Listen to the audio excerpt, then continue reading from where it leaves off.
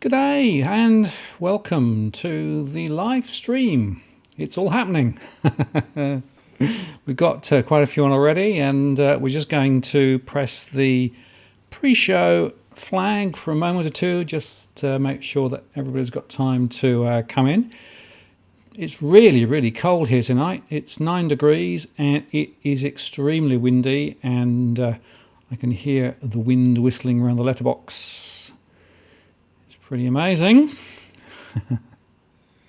And have quite a few people already asked for postcode data. We'll try and work through all those tonight. If not, then I'll find another way of trying to answer all the queries. But and Jeff and Big Tam appreciate those contributions, and Javier too. It's very helpful. We're just going to run for 30 seconds, and then we're going to get going on the formal bit. We have a lot to get through tonight. Plenty of discussions around mortgage stress, both across Australia, and of course thinking about rental stress across Australia too. And in fact, I'll show you that rental stress is probably even more significant. And I'm pleased to say that the technology is hanging in tonight. So those on the stream last week will remember that I had majors. He's asking about the economic paradox. No, I'm not going to give John's game away. But I will mention it later in passing. So I had technical problems last week, which meant that I had to kludge together Edwin, and his audio was pretty bad. Anyway, hopefully tonight everything's fine. I think the audio is good, and we're just about to go. So I'm going to just do that, and then I'm going to run the intro, and then we'll get going. So stand by.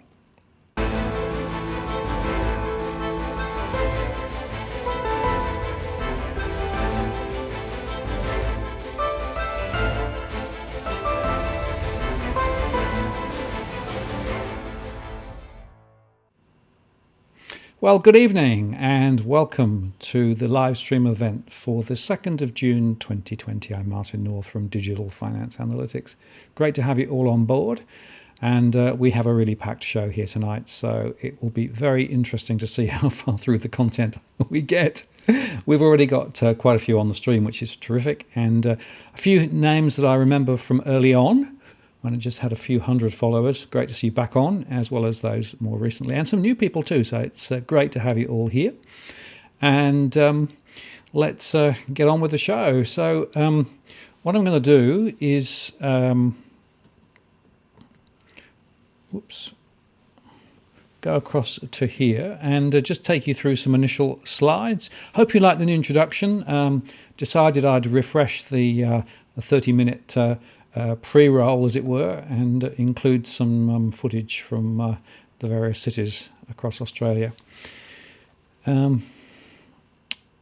So just today we're going to quickly run through this introduction, the house rules about my models, some key slides, and then the questions and answers, and we'll sign off. This probably will go for about an hour and a half, might go for slightly longer, depends a bit how the conversation goes. I have hundreds and hundreds of requests for postcodes, so it could go on for a bit longer even.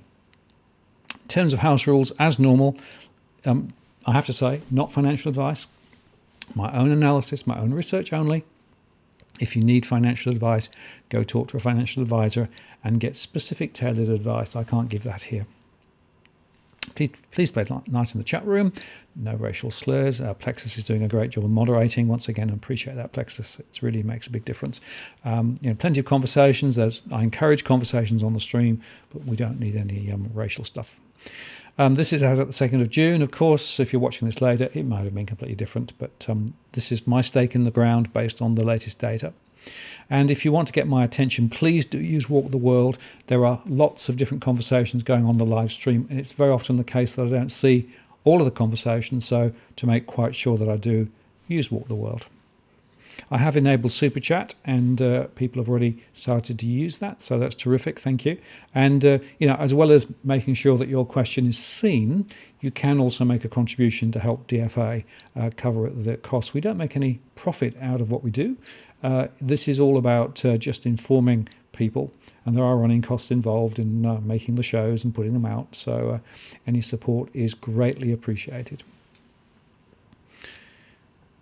Now, just a quick shout out to Cookie Boy, and we got over 1,300 concurrent views when Edward last week, despite the poor audio, and Cookie committed to $200 as a result of that, but he's actually said if we get more than 1,000 tonight, he's going to double it. So if you don't see people on the stream that are normally on the stream, go and hurry them along and see whether you can get them to come on too. It would be great to try and get more than 1,000 again.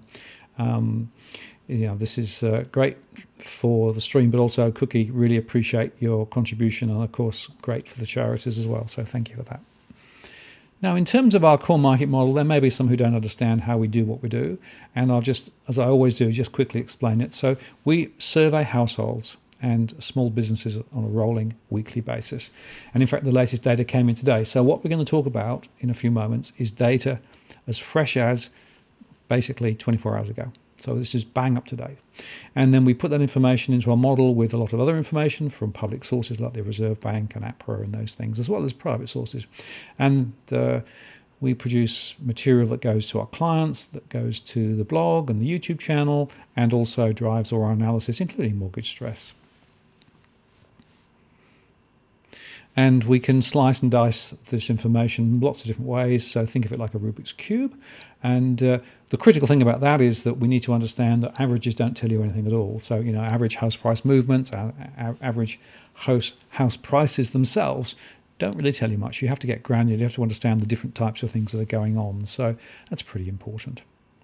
Now, in terms of the RBA statement today, it wasn't a huge amount of new stuff, but it's quite interesting. Basically, they said economy is going through a difficult period. It's the biggest economic contraction since the 1930s. Total hours worked declined by an unprecedented 9%, and more than 600,000 people lost their jobs, with many more people working 0 hours. Of course, the true unemployment rate's probably around 15%, despite the fact that it was reported at 6.2%. Household spending weakened very considerably, and investment plans are being deferred or cancelled. So that is, in a nutshell, how the Reserve Bank sees it. I think they're pretty accurate in terms of that assessment. Then they said, notwithstanding those developments, it's possible the depth of the downturn will be less than earlier expected, because the rate of new infections declined significantly and some restrictions have been eased earlier than perhaps expected. And there are some pickups in some forms of consumer spending. So from a very low base, a little bit of an improvement. I think that probably pretty much reflects what I'm seeing in my data, as I'll show you shortly. However, the outlook, including the speed of recovery, remains highly uncertain, and it's likely that the pandemic will have long-lasting effects on the economy. In the period immediately ahead, much will depend on the confidence that people and businesses have about the health situation and their own finances. And I think that's right. A lot of it's confidence-led, but also confidence is triggered to things like employment or unemployment. And they say that the substantial, coordinated and unprecedented easing of fiscal and monetary policy is helping the economy in this difficult period, and it's going to be required for some time to come. That's certainly true. And of course, Phil Lowe keeps saying fiscal, fiscal, fiscal. In other words, he's running out of runway with regard to interest rates. And the board will not increase the cash rate until progress has been made towards full employment and inflation is sustainably within 2 to 3%. Now, when are we going to see that? Very, very good question. Bearing in mind that they failed miserably on their target for a good number of years, and bearing in mind that employment was at 5.2% before the crisis, when they were looking at 4.5%. So it's highly unlikely, in my view, they're going to meet their targets. Now, one interesting question is what's going to happen with GDP tomorrow? And there's a lot of contradictory evidence around. We know that household consumption has fallen. This is from CBA. We know that there's been a fall in residential construction. We know there's been a fall in business investment. We know that the government has been throwing money in left, right and centre, and so the so-called public demand number will be higher. And we also know that people have been running down their inventories, so businesses and firms running down their inventories. So that's going to reduce the growth level. And the terms of trade which came out today was net positive of more than 8 billion over the month, which was amazing. And pretty much that was all to do with exports of iron ore and similar products, plus the fact that imports were very low as well. And what they're suggesting is probably a 0.3 minus, in other words, minus 0.3% quarterly CPI, though some are saying slightly more, some are saying slightly less. It could be zero. It's unlikely to be positive. But their main point is the negative GDP print will mean Australia's long recession-free run came to an end in 2020. They don't place much weight on the technical definition of a recession, which is, of course, defined as 2 quarters of GDP contraction. But they say, and I agree with them, it's crystal clear that the Australian economy is in recession, even if Q1 GDP remains just slightly positive. So, you can argue about a margin at the margin, but we know where the economy is sitting. Now, in terms of Roy Morgan, they actually reported their confidence levels up again. So it was up another 5.6 points to 98.3, which is now 24% higher. Than is now higher than it was, but it's still well down from the long-term average, and we're still in effectively global financial crisis territory. So, things have recovered a bit, but not much. Now, 24% say a family say they are feeling better off financially than this time last year. 36 unchanged say their families are worse off financially, and 38% are unchanged. So, there's a mix of opinion out there, which I was probably thinking about. And they're also basically saying that longer term, 24%, which is up 4% of Australians are expecting good times for the Australian economy over the next 5 years, compared to 17%, which is down 3 points, expecting bad times. Now 42%, up 7 points, of Australians say now is a good time to buy major household items, while 34%, which is down 4 points, say now is a bad time to buy. So look, we're very split as a country, as an economy, and I think it depends on whether you've been hit directly or indirectly by the COVID and everything else. Some have, some haven't. But more than half of households are still very much feeling it, in my view. And I'll be reporting my Household Financial Confidence Index shortly. When I say shortly, not on tonight's stream, but in 2 or 3 days, I'm still running that model. Now, in terms of mortgage and rental stress, I want to focus here tonight because there's a really important story to tell about mortgage stress and rental stress. And, sometimes we skip over it and then go on to other things. So tonight, I'm definitely going to be focusing on it. And it's worth saying, when we talk about mortgage stress, I'm defining this in cash flow terms. Now, there are various ways of talking about mortgage stress. So, for example, a lot of people say if you're paying more than 30% of your income, then they're clear whether it's gross or net income, 30% of income on your mortgage, then you're in stress or more. Now, I don't think that tells you very much. So I look at it in cash flow terms. So I'm looking at money in, money out. And that tells me that I can look at, for example, when on my surveys, I understand gross income, and that's from salaries and pensions and interest and dividend and all other sources. That allows me to look at one side of the ledger. And then we also get information on money out, things like what tax, mortgage repayments, rents, other housing costs, food, childcare, school fees, all the other things. And so what I create for each of my households in the surveys is a mini cash flow for a household. And I think that's a really powerful way of trying to understand what's going on. So that's how I do it. And then, it's possible they may have assets or investments, but if in cash flow terms they are close to zero or slightly negative, then households are flagged as in stress. And if they are 10% below or more in terms of cash flow deficit, then they're in severe stress. And we use those definitions then to flag each household. And then we can run our analyses to aggregate it up from an individual household level to postcodes, to regions, to states, or a national average. That's how we do it. And we run that model every time, and that gives us a stake in the ground. So it's a cash flow based view. And I should say that I've taken into account all of the various factors. So I've taken into account job seeker, job keeper. I've taken into account the mortgage repayment holidays where those have existed, and all the other factors that actually flex the cash flows, including things like free childcare. So that's all helped. And so we're trying to put a stake in the ground. Now, obviously, we don't survey all of our households every time. We have 52,000 in the model, 1,000 a week. So what we're now doing is we're taking the most recent survey samples and then extrapolating back from those across the rest of the sample to essentially say if other households were in these same categories, then they behave in the same way. That's how we do it. So to give us a rolling 52,000 sample. And in terms of mitigation, so people are going to cut back on spending, draw down on deposits, put more on credit cards, or maybe even go for other forms of credit like payday loans. And unfortunately, I'm doing a piece of work at the moment for a particular client looking at payday loans. They're rising quite fast, unfortunately. That's a really bad sign because, of course, people pay a very high rate of interest, or they don't know they're paying interest, but they are effectively for those types of loans. And the research that we've done, and I've been following this since 2002, suggests that stress actually ultimately can lead to forced sale or default, but not immediately. So households sometimes get out of it if it's a temporary situation, illness or something like that. But if it's something more structural, then over 2 to 3 years, they tend to get themselves into a sort of a downward spiral. They might try to refinance a couple of times. They might try and do other things. They might try to rebalance their finances, move to another lender, all those sorts of things, consolidate loans. But eventually, it comes home to roost. And if you want a case study, look at Mandurah over in Western Australia. I looked at Mandurah 3 or 4 years ago, and in fact, it was the subject of the report that we did on Four Corners about 2 years ago with Michael Brissenden. And I suggested he go over to Mandurah and just have a look at what's happening there. At the time, mortgage stress was rising reasonably fast over there. And subsequently, since then, we've seen high levels of default, negative equity, prices have dropped further.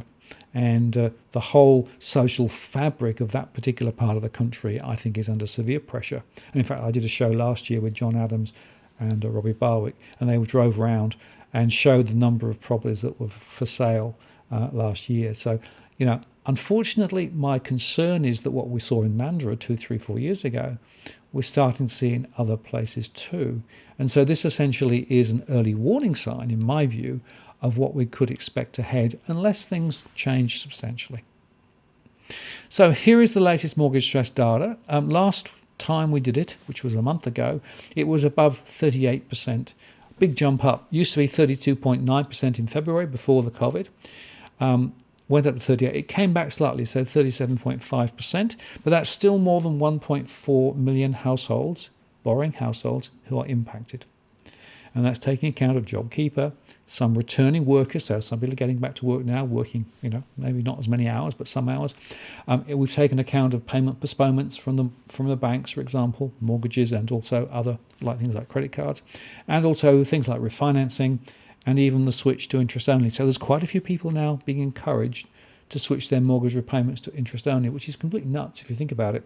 2 years ago, all the regulators were worried about interest only loans because the problem with interest only loans, you're not repaying capital, so you've still got to pay the capital later. So switching back to interest only is just kicking the can down the road. So I'm worried by that. But anyway, so at the moment, my modelling is now suggesting that if things continue to run the way that I expect them to run, we're going to see mortgage stress up at around 40% in August. And then, of course, the question is what happens in September, October, November. So that's going to be important. Now, just in terms of some quick run-throughs, what I'm going to do is I'm going to go through each of the states first at a high level, and then I'm going to go into the states in a bit more detail. And then after that, I'm going to start looking at individual postcodes and then start answering your questions. I'm not really looking at the chat at the moment, so if you put stuff in there, I'll come back and read it later, but I'm just going through this at the moment. So Tasmania leads the states in percentage terms. So if you see here, Tasmania has around 45-46% of households in mortgage stress. That's the highest. In terms of percentage, although not in numbers. You can see that Victoria and New South Wales have very similar levels in terms of 400,000 or thereabouts, and you can see that there are slightly more in Victoria, sitting at around 40% compared with New South Wales, which is sitting at around 35-36%. The ACT has the lowest proportion of people in mortgage stress, perhaps not surprisingly, given the public sector there. So that's the state of play. And the other thing to highlight is the risk of default. So you can see that WA default is double what it is in the other states because they've had house prices running down for quite a long time. They've had very anemic income growth, if any income growth, and unemployment has been quite high. And it's worth just reflecting on that. The Western Australian economy was going backwards before COVID. And that tells you that in the environment that we had in Australia with higher unemployment, it was already going negative. So in a way, we might expect to see WA as given an example of what's going to happen more broadly. Young growing families by segment are the most stressed. So if you look at that young growing family, so these are first-time buyers, these are people with young kids, around 70%, just around 70% of young growing families are actually in stress. Now, of course, some of that's typical because many households will actually, commit themselves when they go buy a house on the understanding that incomes will grow later. The trouble is incomes haven't grown for a good number of years, so many people are caught. And you can see the other segments there. Some of the more affluent ones are also on the list of excluded professionals, wealthy seniors, and even some of the people that you would not normally expect to be in the middle of this problem. So this is an example of what we're seeing. Now, if we then look at the region, so this is effectively now just coming up from a postcode level to a regional view. You can see that Sydney, Melbourne has the largest count overall, followed by Sydney. So that's the geographic region that we've called Sydney. Then we go to Brisbane and Adelaide, and then we go across to Western Australia, the Hunter region, back to Western Australia, then the Central Coast. We can go down the list, but the point here is that mortgage stress is not something that's just hitting the major centres. It's not just a city problem. It's actually hitting all parts of the country. And whilst the home prices will be lower in some of the regional areas, the incomes are lower, and the differential movement is also creating a lot of pain. So, and incidentally, we're also seeing a lot of people out from the main centres being significantly hit by COVID, particularly around, the tourism didn't happen. And some of them are also, of course, recording from the bushfires previously too. And then if we just go to the next slide, this is the national postcode the most stressed. And so Ballarat 3350 has now got the prize for the most stressed postcode. That's a change from last time. And then we've got another Victorian postcode 3037, which is sort of Hillside, Sydenham, that area there. And then we go to Western Australia with Clarkson, Tamala Park on 6030.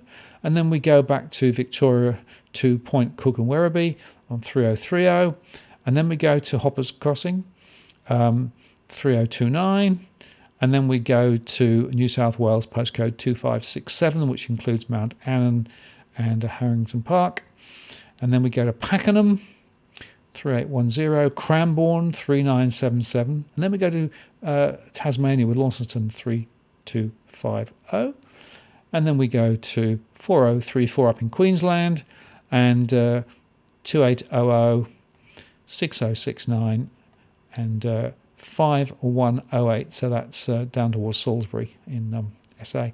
So there you go. That's the top postcodes, and you can see there that of all those, the default rate is highest in Cranbourne. You can see that's the little blue bar. So we try to make an estimate of the defaults that are going to happen over the next 12 months. And in fact, in my model, down to a postcode level, I've now incorporated risk of default. So when I start showing that data, you'll be able to see the defaults. Now, let's go to WA first.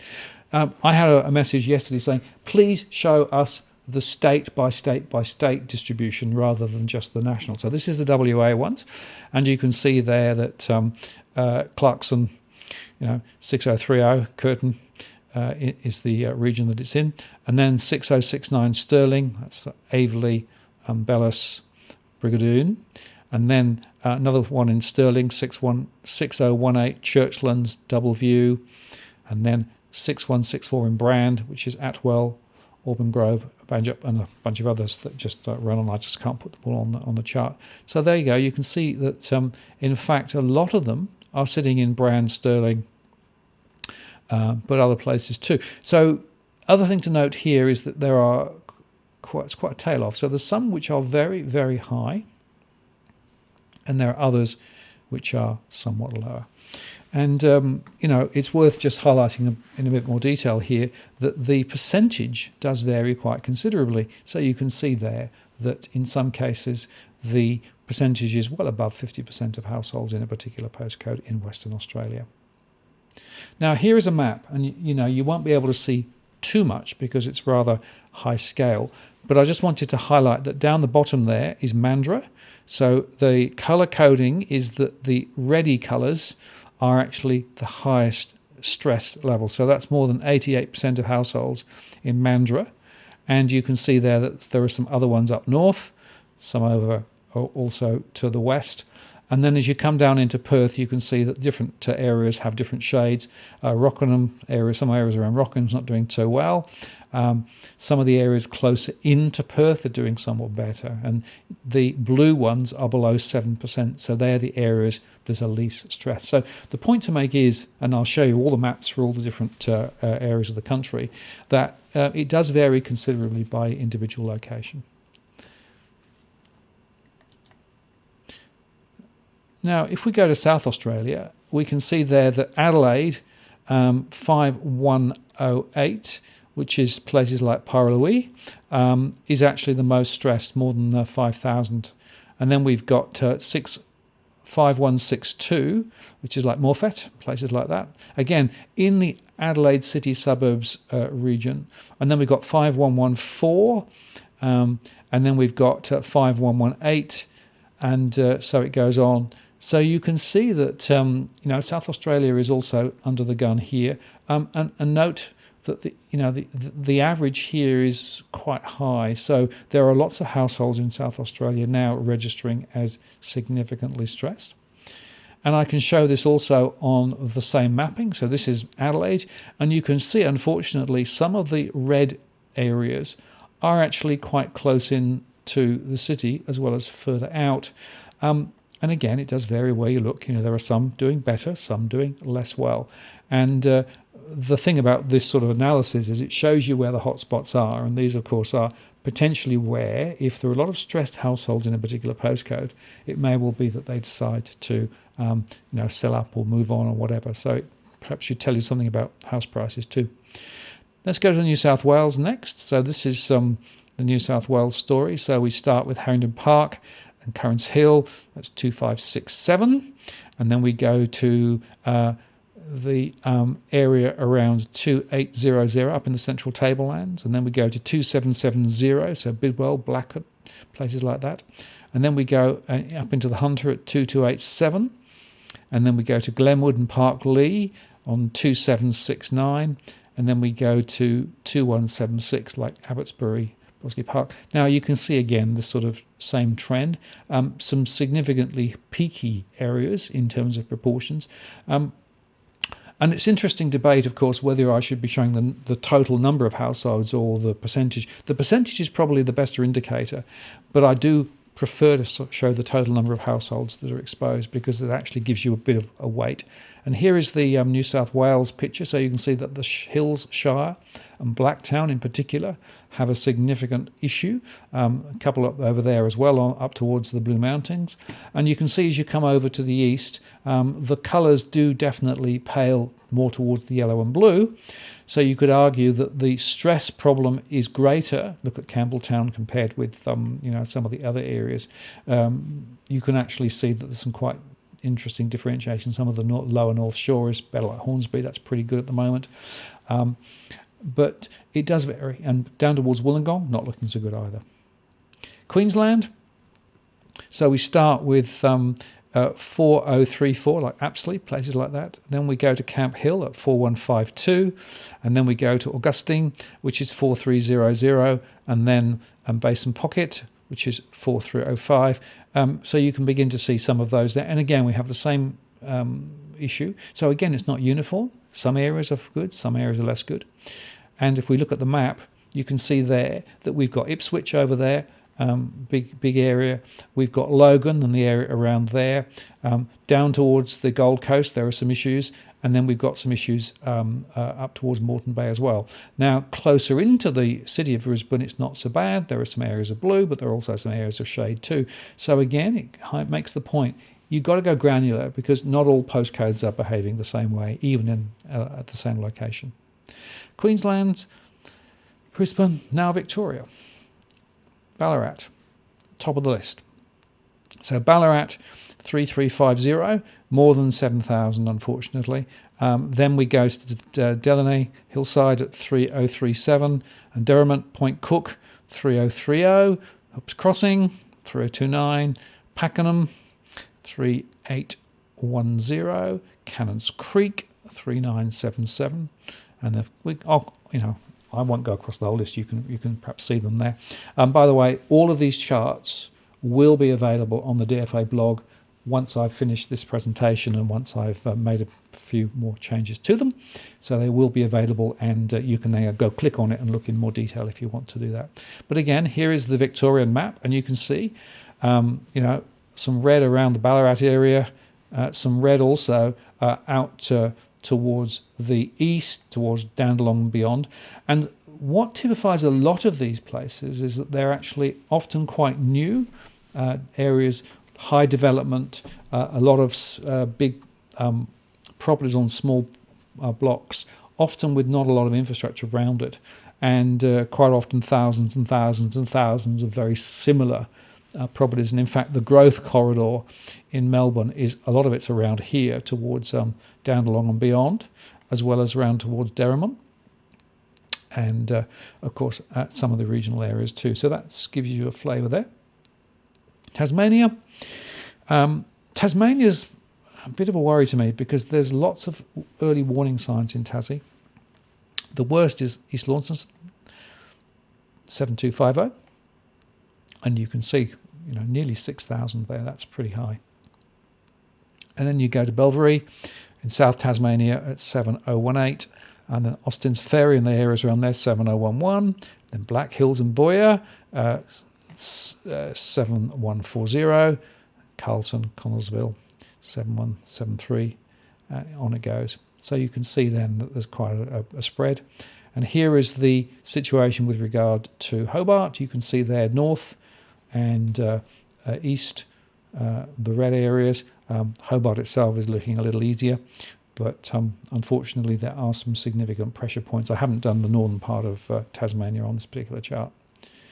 And then the ACT, last set here, you can see that there are still some issues. Not as many issues in the ACT. It's been an area where there's been a lot of public sector jobs, and unemployment's been quite low and wages have been quite high. But nevertheless, we're seeing some growth.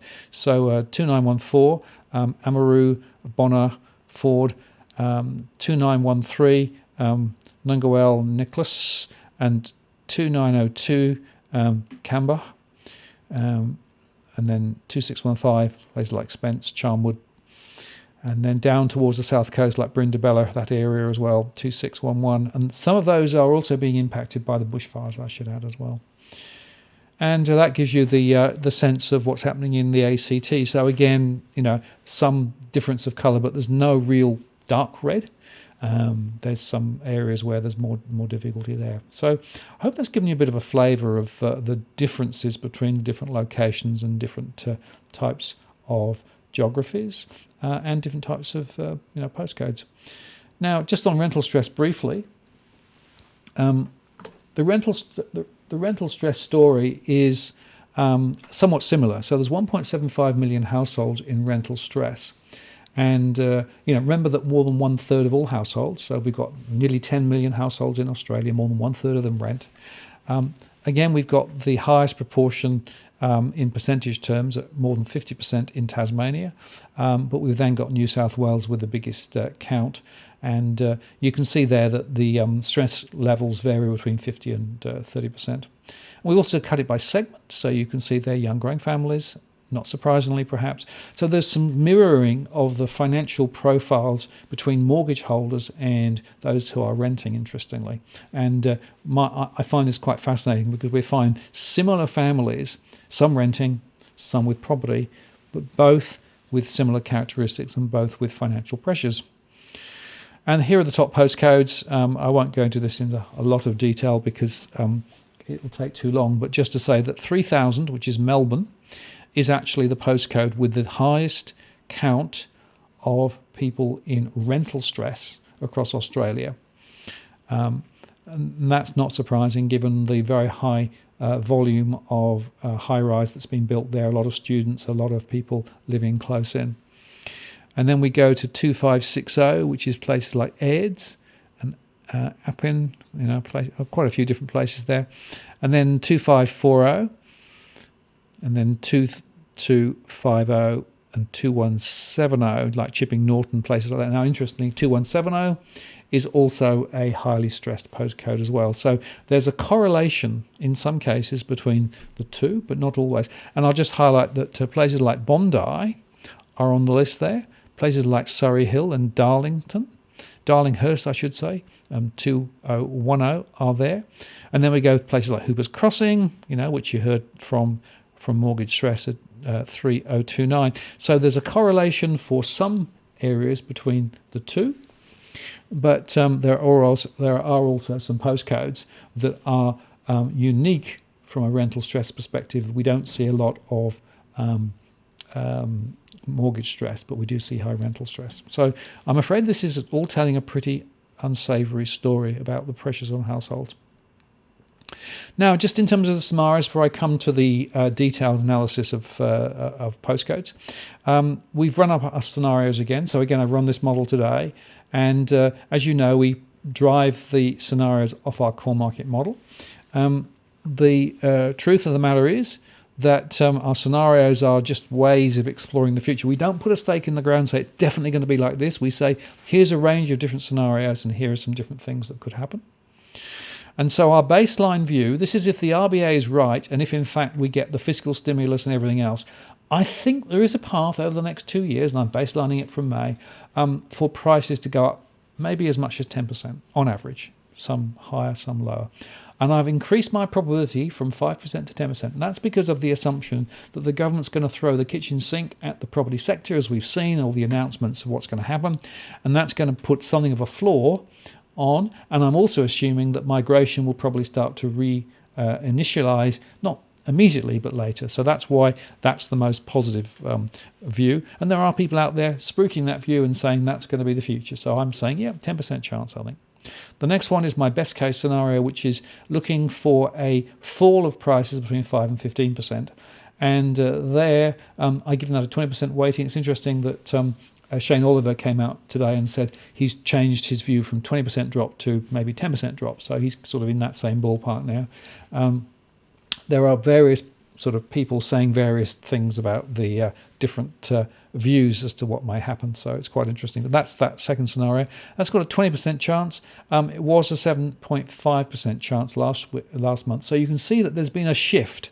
And it's partly because we're not quite in such deep doo-doo as perhaps people thought. And it's partly because there's more signalling coming from the government that they're going to do stuff. And of course, they've got the 60 billion that they never spent for the JobKeeper.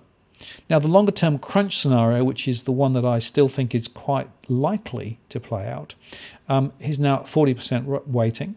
And this is where we actually get a further reduction in rates. The chances are that rates will go close to zero or to zero. The Reserve Bank has said not negative. Westpac came out today and said, well, negative rates probably at some point should be considered. And my view is wholesale negative rates, possibly. Retail negative rates, highly unlikely for the next year or two. Beyond that, who knows?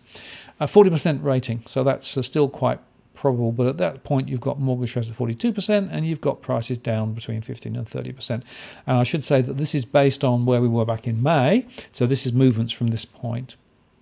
Global disruption, so if this thing goes on and doesn't die down as people hope, and if the social distancing basically unwinds, that could get worse. 20% weighting on a 30 to 45% fall. And I'm now getting towards Harry Dent territory, of course, in that scenario. And then the last one is the uncontrolled pandemic. So let's assume that this gets really bad again and the global shutdowns start up again. That will be sufficient to take us into a very significant correction. I only give that now a 10% weighting, so I've basically shaded it down from 15. So you can see that overall my analysis is shifting slightly more positive, although I could see a path towards positive home prices at about 10%. The most likely scenarios are somewhere around the 5 to 15 or 15 to 30% on average. And, depends. Units, houses will do different things, different locations will do different things, but this is a national average. So that's my scenarios. Okay, so let's now go back to the Q&A. And what I want to do for this is I just want to introduce you to my model, and then I'll explain what we're going to do and how we're going to use the model to answer some of the questions that I know are there. So let me just go back to that one. Right, so this is the core market model. This is now my live database, and I've got pretty much every postcode in the country loaded in. And I'm reporting for each location, the long list of names in that location, the characteristic, so I put them in different regions, so like CBD or urban fringe or whatever, the state they're in, the postcode they're in, the major household segment that tends to reside in that particular postcode. It doesn't mean everybody's in that segment, but it's if you like, the prevailing segment. And then we have the number of households who are in that segment, my estimate of it, the number who are borrowing for mortgage purposes. They might have credit cards and other things, but I'm talking here mortgages. The number who are renting, and then what the number is in mild stress and in severe stress, and the percentage in mortgage stress. And then I've got an estimate of the risk of defaults over the next 12 months. So this is basically assuming my scenarios play out as I expect. What would the defaults look like? So that gives us a bit of information and a percentage. So what the percentage could be if that actually played out. And then we also look at rental stress, which is what proportion of people renting have financial flow issues. And then the last one is overall financial stress. So that financial stress is an aggregate measure of both rental stress and mortgage stress. And the thing to understand is the higher those percentage numbers, the more risk there is in that particular postcode. That then puts negative pressure on property prices. So in other words, the more financial stress, the more rental stress, the more mortgage stress in a postcode, the greater the probability that home prices will move down rather than up. Okay. So let me go up to the top. I've got thousands and thousands of requests, and I've also got stuff beforehand as well. So let's see what I can go to. Live chat. Okay. Let's have a look. Okay, I think I might have dropped a few. Hoppers Crossing, not Hoopers Crossing. Sorry. Dear. I think I've said that a few times, unfortunately. It's one of those tricky ones. I may have missed a few early ones because what happens is with the chats, I hadn't realised that early ones disappear, which is a bit annoying. Anyway, Wiley Park 2195 says Ivan. Okay, let's have a look at Wiley Park. Edit the filter. Okay, so we'll get rid of that and then we'll put in 2195. Add that in there. Apply. Okay. So Wiley Park 2195, outer suburbs of New South Wales, includes Lakemba as well. And there are around 8.9 thousand households, 2,100 borrowing, a lot renting, 5,800 renting, not many in mild stress or severe stress. And in fact, the proportion who are in mortgage stress is below the national average at 27.2%. Risk of default is pretty low at 37%. Risk of default 12 months, 1.7%. But this is the interesting thing. Rental stress is very high, 57%. That's higher than the national average.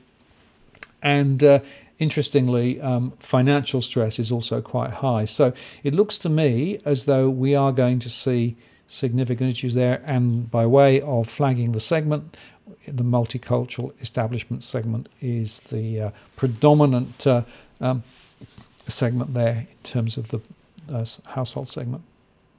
So there you go.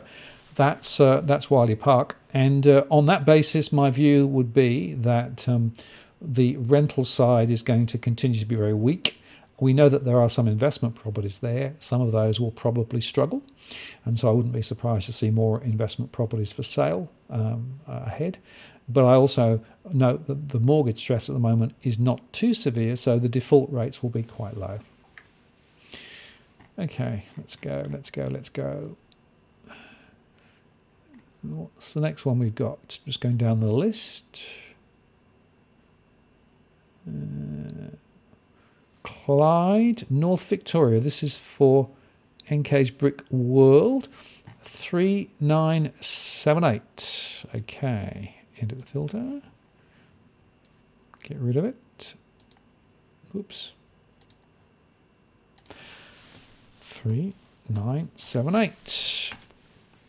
Go for that. Apply. Okay. Okay, Clyde. Yes. All right. So this includes Cardinia, Clyde and Clyde North, regional Victoria. Wealthy seniors is the predominant segment. It's a relatively smaller community with 3,800 households, 2,719 borrowing, 1,398 in mortgage stress. Renting. Mortgage stress pretty low, at 236, which is 8.7%. So that's really very low. Risk of default pretty low at 97. Default next 12 months though 3.6%, and that's because of the proportion who are borrowing. So that's a bit higher than some others, but not the highest. Proportion rental stress is quite high. The overall financial stress is 30. So that looks like a more stable suburb, and there aren't any massive indications there of significant issues other than this rental stress one, which is, I think, an interesting one. The chances are that the renting proportion's quite low relative, but I also noticed that quite a few are borrowing, but most of the people who are borrowing are doing very well at the moment. So the financial pressures for many people with a mortgage in that area is a little less low. So my view is that prices are more likely to be a little more stable there, I think. Okay, let's go to the next one. Okay, Reservoir 3073, and that is for Matthew.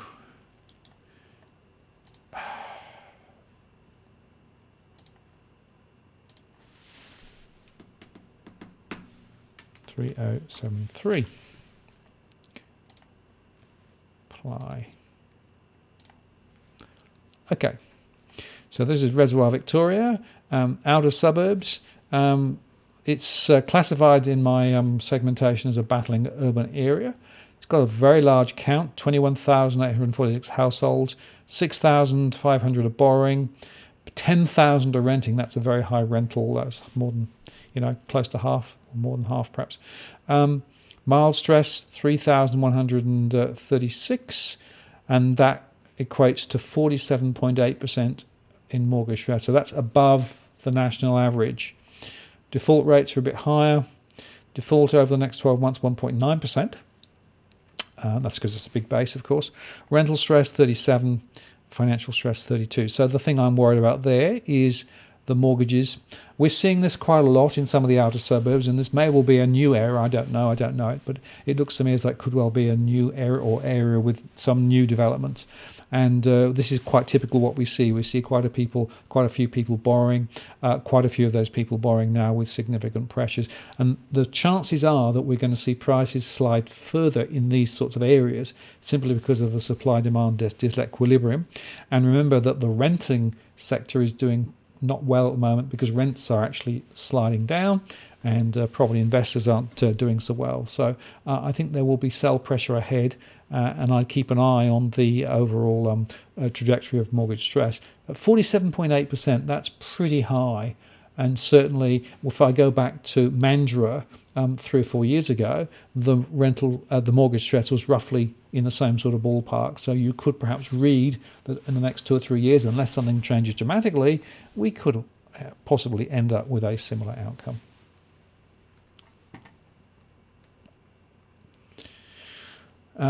PZ, thank you for that. 2780 Lura. It's in the Blue Mountains, I think, isn't it? Let's have a look. Edit the filter. Soon find out. It gets a bit hypnotic, this, because it's just so interesting. I mean, I love looking at all of the data. 2780. And the more you start looking at this, the more you can begin to that worked, yeah. The more you can begin to sort of extrapolate from it. So okay, rural, yeah, 2780 includes Katoomba, Lura, and Meadow Bath. And by the way, I should say I only go down to a postcode level for this analysis. We don't have granularity down in the location level in this particular lens that we use. So 7,472 households, of which 2,223 are borrowing, 3,717 are renting, 859 in mild mortgage stress, none in severe stress, 38% in mortgage stress, risk of default 34, so that's relatively low. Default next 12 months, 1.5%. That's relatively low. Rental stress, 22. Financial stress, 22.6. So a relatively benign environment relative to some of the others we've seen. And my view is there that there's probably some support for property prices over the next 12 to 18 months. Not dramatic support, but some support. It's unlikely we're going to see significant falls unless the economy goes into our scenario 4 or scenario 5.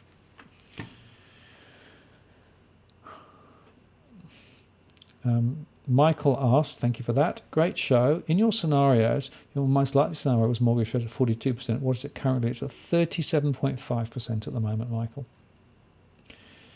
Can I please check out, this is from Rosie, 4556 Bunderim. Sure, easy. As long as I can use my system here.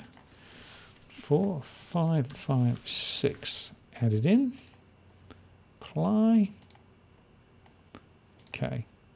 Oh. Well, it's because I mistyped it. Oh dear. We'll try that one again. 4556. Unfortunately, when an idiot is driving the keyboard, you're going to get idiotic results. Okay. Bunderim, there you go. Regional Queensland. Suburban mainstream categorisation. That includes Skippy Downs, Kunda Park, Tanawaha. Households, 17,499 households, of which 7,173 are currently borrowing and 7,000 are currently renting. There's 2,321 in mild mortgage stress, none in severe stress. Mortgage stress is at 32.4, so that's lower than the national average. Risk of default 185, that's not too bad, at 2.6%, and rental stress at 22% and financial stress at 22.1. So that looks a pretty stable environment there, and I would suggest on the basis of that prices are likely to remain relatively stable, might be slightly down. There's probably not enough momentum to hold prices higher, but I don't think you're going to see any sudden surges of significant sales in the short term to medium term, in my view, based on that data. Okay, done that one. Dilura. We have a belligerent renter, says Agent Smith 5214. I love it. Belligerent renter. I know, there are some of those around, aren't they? It's tricky. It is tricky if you get one of those. 5214. Apply.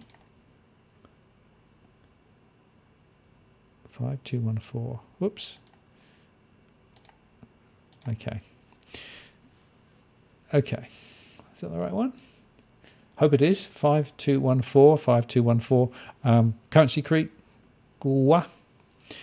It's inner regional Australia, South Australia, wealthy seniors is the predominant categorisation. Households just over 6,000, just over borrowing 1,250, renting 3,450. So it's definitely, quite a renty type of area, and the mortgage stress is pretty low, and the rental stress is also very low. So if you've got a belligerent one, you could probably get another tenant looking at that.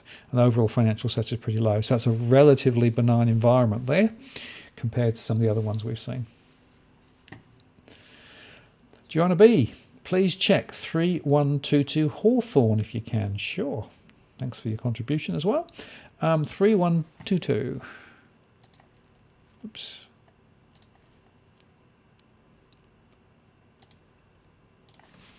Three, 1, 2, 2. Apply. That first. Apply. Okay, there we go. Hawthorne. Okay. Inner suburbs, Victoria, mature or stable families is the predominant segment type.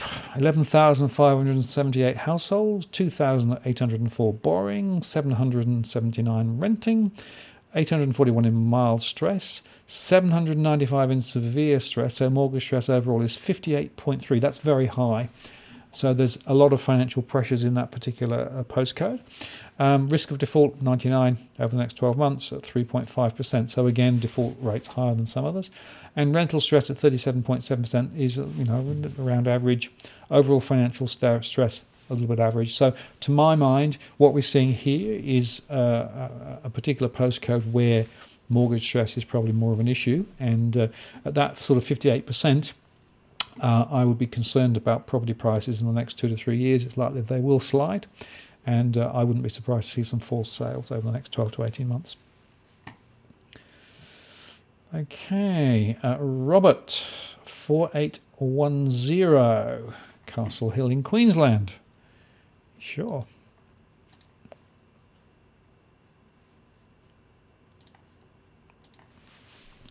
$4810. Apply. Okay. All right. So this includes Castle Hill, North Ward, South Townsville, Town Common, Townsville, West End. Rural family. It's classified. Oh, that's a big area. So that's perhaps the reason. 12,177 households. 2,864 borrowing. 7,885 renting, so more renting than borrowing. Mild stress 1,284 at 44.8%. So it's higher than the average. 86 risking default over the next 12 months or 3%.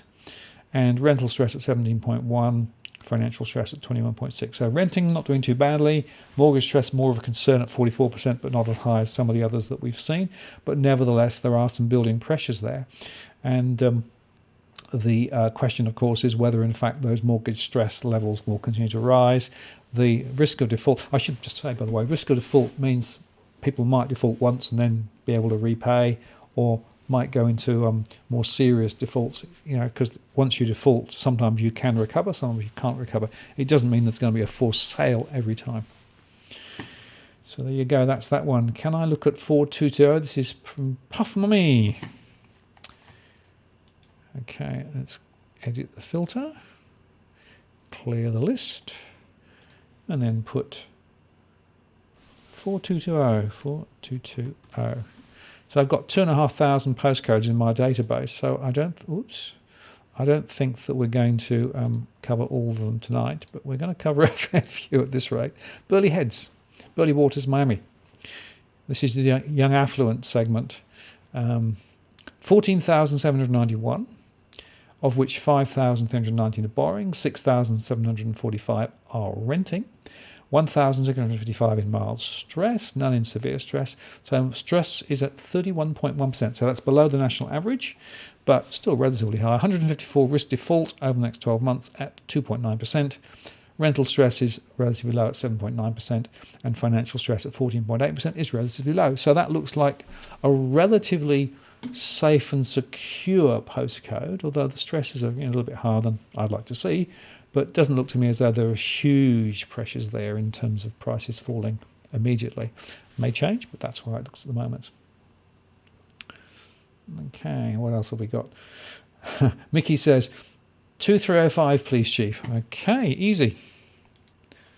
The filter, clear that one.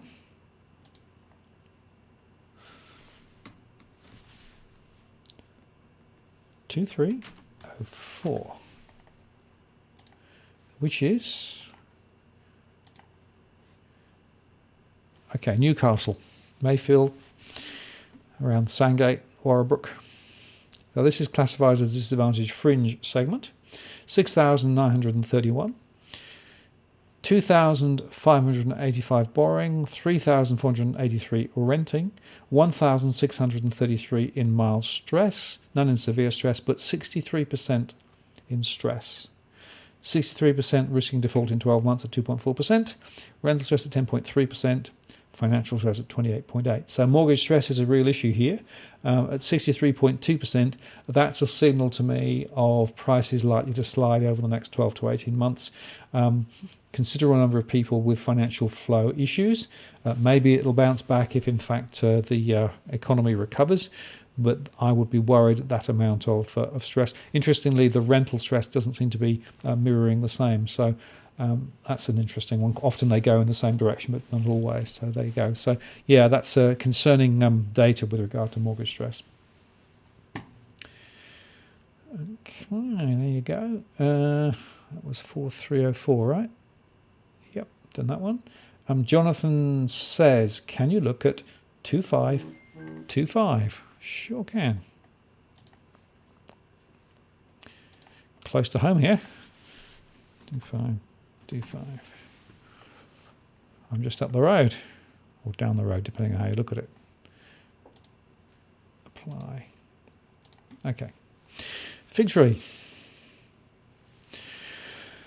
Classified in regional New South Wales suburban mainstream, 4,353 households, of which 1,975 are borrowing, 1,135 renting, 624 in mortgage stress at 31.6, so a little bit below the national average. 32 risking default over the next 12 months at 1.6%, but the rental stress is quite high at 45.5, and overall financial stress score is 26.2. So here, it's more about those who are renting and being able to actually maintain those rental streams. So if I was a property investor in Fig Tree, I might be a bit twitchy with regards to what rents I can get. The mortgage stress is a little bit below the average, but it's relatively high. Anything I think over about 25%, I get worried about. So, but not as much as some. So there's probably enough data there to suggest prices are likely to go sideways or down rather than up from this point. Okay, Philip says Balkan Hills, 2153. Sure. Clear the filter. 2153. Add it in. Apply. Balkan Hills, Bella Vista, Winston Hills. Ooh, doesn't look too good. 19,413 households, so a big area. 10,603 borrowing, so highly mortgaged. 4,874 renting. 2,903 in mortgage stress, none severe stress. So mortgage stress is 27.4, that's not too bad. Risk of default 182, 1.7%, so that's quite low. But rental stress 67.6%. Overall financial stress 31.9%. So here, rental stress looks to be a real problem. 67%, that's very high. And I suspect that that's quite a lot of the new developments that have gone up there. We're certainly seeing significant downward pressure in some of those types of areas, simply because of the fact that the investment community is now not getting the returns they need. And I think this probably supports that. Mortgage stress, they're not too bad at the moment. Laura says, great work, thank you. Appreciate that. 4005.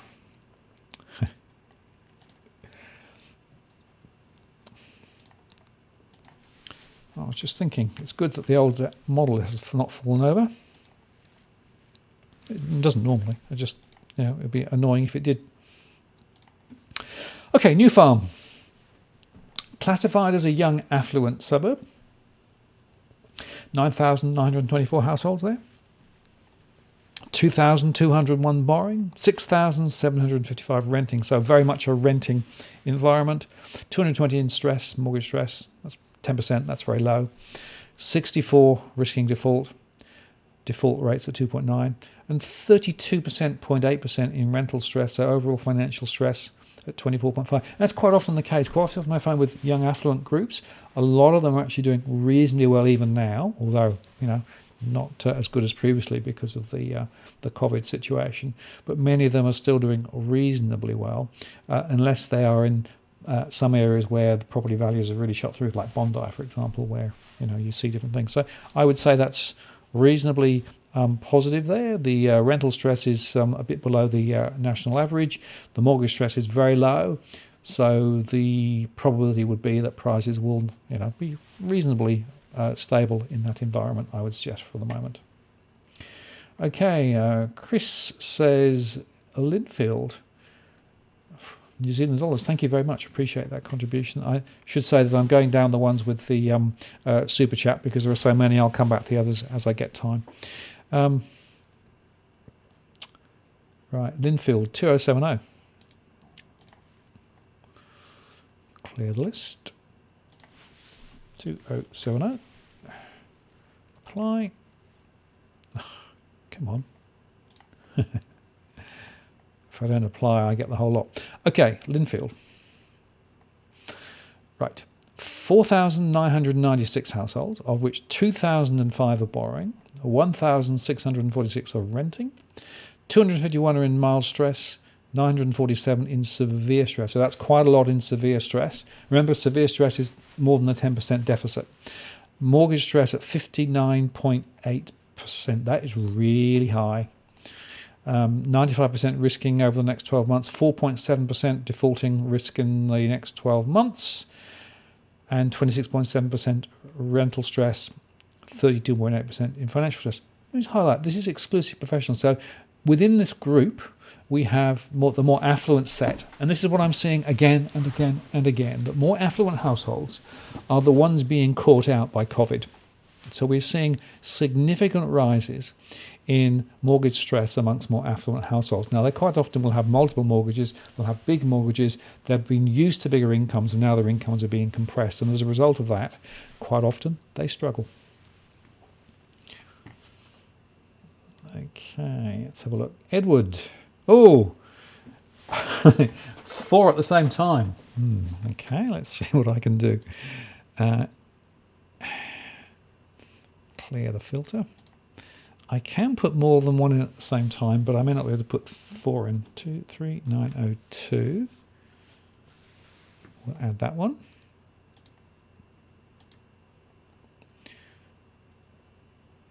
Two 2902. 2912. And 3280. I think I can only do. I'll try 3. I think that might be pushing it to do 4 at the same time. Let's see what happens. Yeah. Let's put the other one as well then. 3860.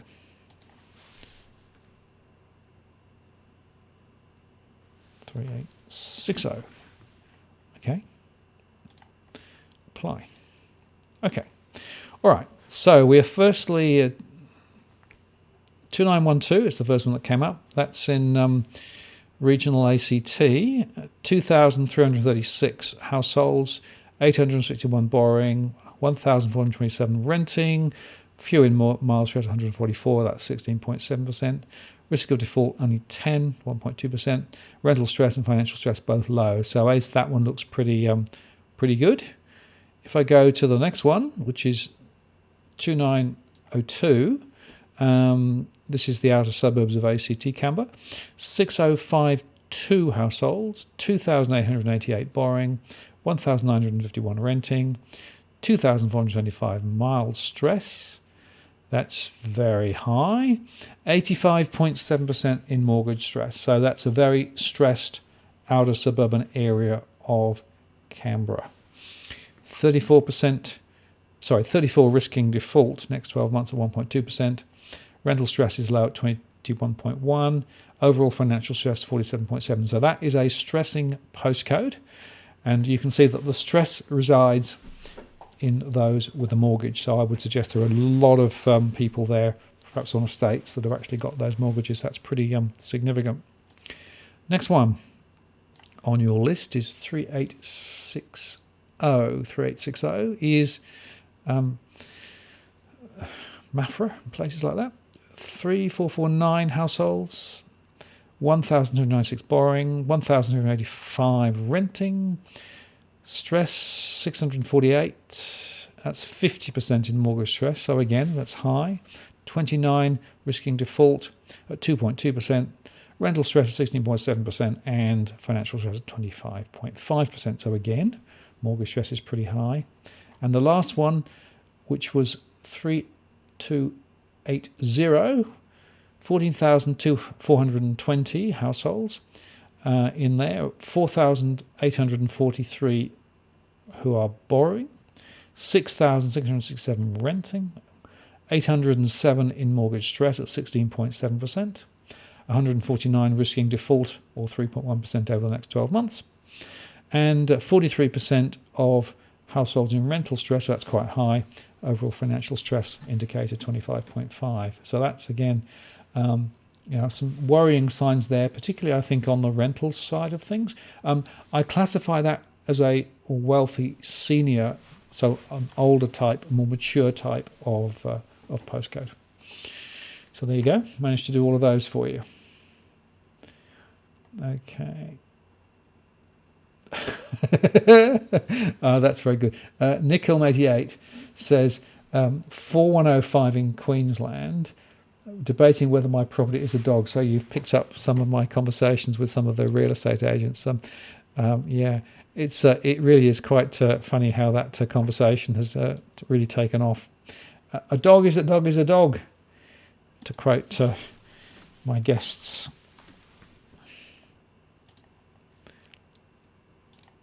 All right, what have we got? Okay, this is like Tennyson, places like that. Inner suburbs, multicultural establishment. 6,003 households, 2,229 borrowing, 3,034 renting, 808 in severe mild stress, none in severe stress, 35.3% in mortgage stress, so around the average, slightly below average. 54 risking default at 2.4%. Rental stress at 35.9%, and financial stress at 31.6%. So not as bad as some we've seen, but neither is it particularly great. I mean, anything I think I've said, anything over 25%, typically from a mortgage stress perspective, I'd worry about. But in the current environment, it's probably a bit extended. So there you go. That's the data on that one.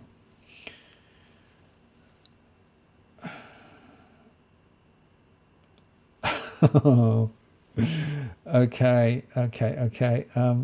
Grit says 5007, and then somebody else has said, can you show the top mortgage stress postcodes for each state? So when we see the other postcodes, they can compare. No, I can't do that in this particular model. I'd have to create another view. Maybe next time. The beauty of the... I use Tableau as my front end for my model, and Tableau is very flexible. So I could do all of that, but I couldn't. I'd have to code it, and I can't code it now. So another time. Anyway, let me just go to 5007 first. Okay. What have we got? So this is like Brompton, Hindmarsh, Welland, West Hindmarsh. CBD Fringe in South Australia, so quite close into Adelaide. Young affluent postcode, 3,518 households, 1,051 borrowing, 2,168 renting, none in stress, so no stress at all, 25 though risking default over the next 12 months. And I should explain, default and mortgage stress is not completely linked, so there are other reasons why people sometimes default. So those default ratings are linked partly to mortgage stress, but also partly to history over the last 4 or 5 years when I've looked at the back records. So that's one of the reasons why you might get defaults without stress. But 50% are in rental stress, and overall financial stress is at 30.8. So there you go, 50%, that's quite high. So I suspect you've got quite a few younger people in rented accommodation in that particular area, and they are feeling it because of what's happened with regard to COVID and cash flow. Okay, now let's go back to Michael and say I can't do my comparator, but I can give you 2567.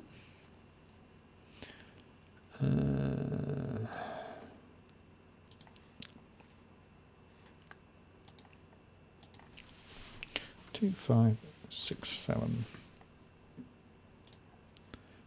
Apply. Okay, this is Mount Annan. This is not good. 12,338 households, of which 8,705 are borrowing, 3,256 are renting, 6,218 are in mild stress, which is 71.4%. Risking default, 114, 1.3%. Rental stress, very high, 100%, plus or minus. This is a very stressed postcode, and it's one of the ones I know that's quite close to the top of my list in New South Wales. So that's a big deal.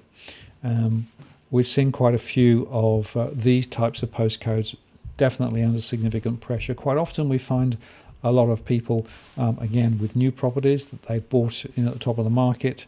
Their incomes are much compressed at the moment, and it's flagged as a battling urban segment too. And so you may recall from the earlier data I showed you, battling urban and disadvantaged fringe were two very large groups. So there you go. That doesn't look very promising. Prices will fall in this postcode, I would have thought, quite considerably.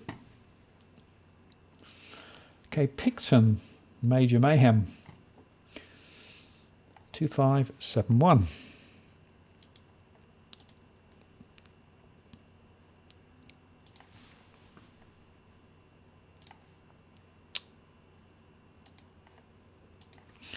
$2,571.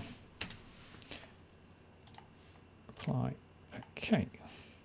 Okay. So this is obviously quite a larger. It includes Wilton, Razorback, etc., etc. Battling urban, inner regional Australia, 4,123 households, 2,176 borrowing, 1,024 renting, mild stress, 1,422. Mortgage stress 52.2%, so very high levels of mortgage stress. Risk of default 32 in the next 12 months, or 1.2%. 65% in rental stress. Financial stress at 50%. This is another example of a stressed area. I also have a feeling that this will be an area impacted by the bushfires, and that of course has had a significant impact on people in those areas too. So that's probably another reason. So this looks to me to be an area where prices will be under pressure for some long time yet. Charles L says 5352.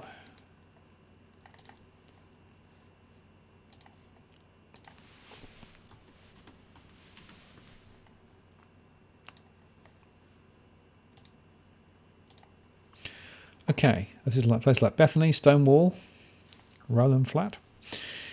Inner regional Australia, South Australia, rural family is the classification I've got for it. 2,386 households, 900 borrowing, 883 renting, 118 mild stress, so that's pretty good at 20%. Risk of default 19 or 2.1%. Rental stress 10%, financial stress 11%. So basically, relative to some of the others we've seen tonight, this is a pretty good story. Bit of stress, bit of rental stress, but not dramatically so, is what I put it there. Okay, and then Joytech 22 says 2747 and another one. Let's do that then. Clear the list. 2747 and 2750. Okay. Apply. Okay. So this is Penrith, Emu Plains, and then we've also got Warrington, which includes Cambridge Park, Kingswood, Shanes Park. Okay, let's go for Penrith first. 18,343 households, 7,189 borrowing, 8,098 renting, 2,516 in mild mortgage stress, none in severe stress, at 35%. 86 households risking default next 12 months at 1.2%, rental stress 42.7%, and financial stress 32.6%. So, not a great story, but not as bad as some as we've seen, I would say.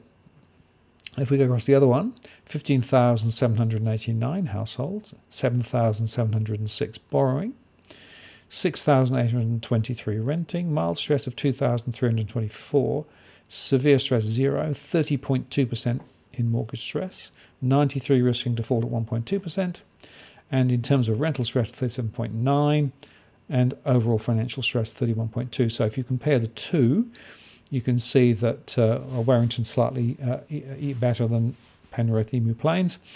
Both of those are not as bad as some we've seen, but also a little bit iffy, I guess. And Vel has asked, oh no, he hasn't, there's no number. All right. Now, let's see what else we've got.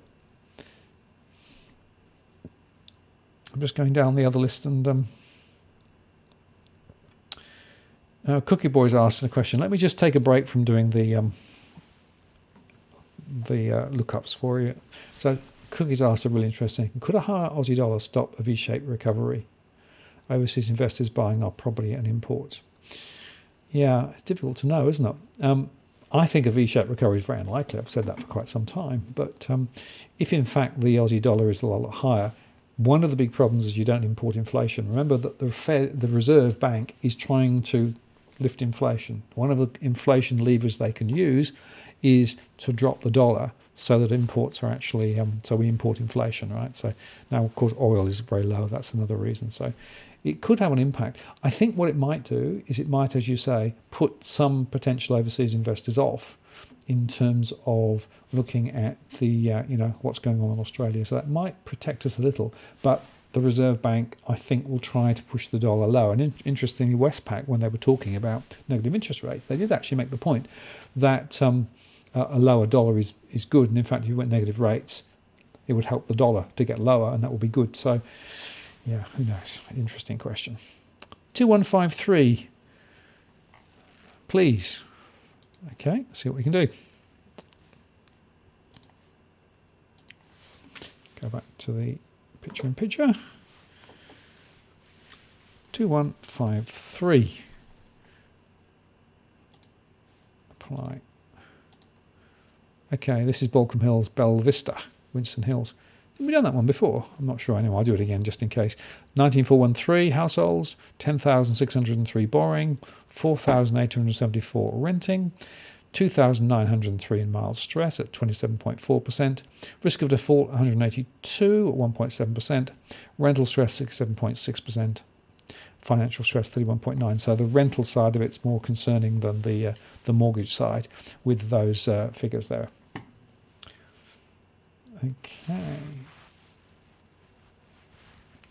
Now here's another one. 2795 says Silo.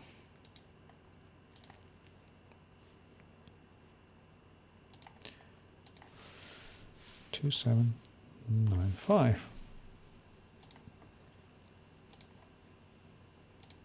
This is Raglan, right?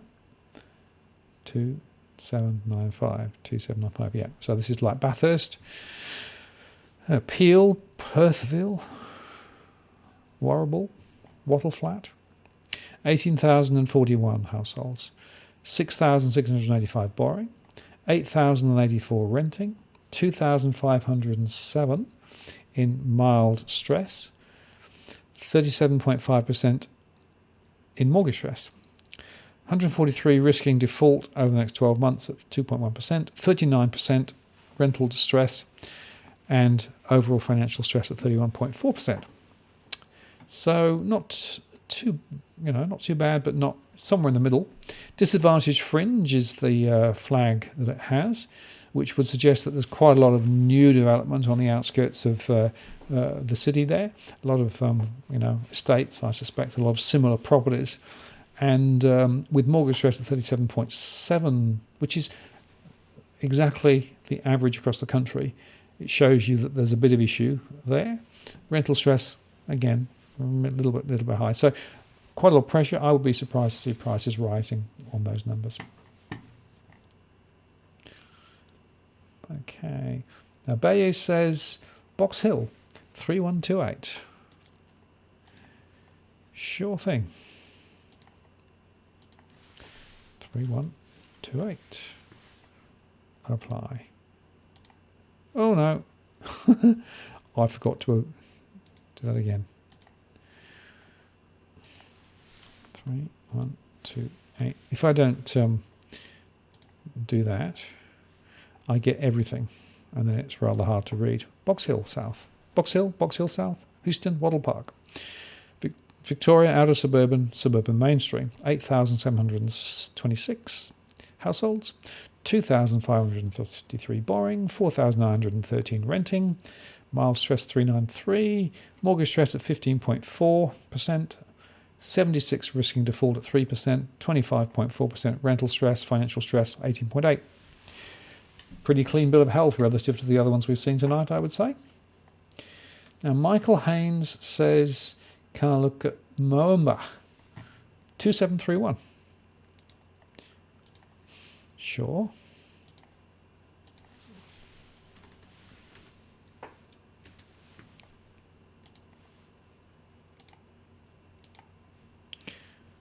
you go. Inner region Australia, rural family, 3,044, 1,002 borrowing, 1,270 renting, none in stress, 18 risking default over the next 12 months at 1.8%, 37.5% in rental stress and 15.6% in financial stress. So relatively speaking, a relatively benign environment there, I would suggest to you. Bell says 2145. Okay, let's give that a go then.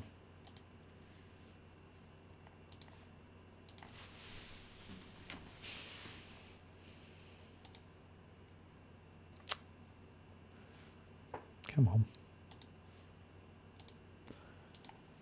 Okay, so this is Constitution Hill, Greystanes, Wentworthville, South Wentworthville, Westmead. Okay. Right. 27,856, so quite a large geographic area with lots of households. 10,907, 10,997 borrowing. 13,021 renting. 1,764 in mild stress. 196 in severe stress, 17.8% in mortgage stress. So that's not too bad.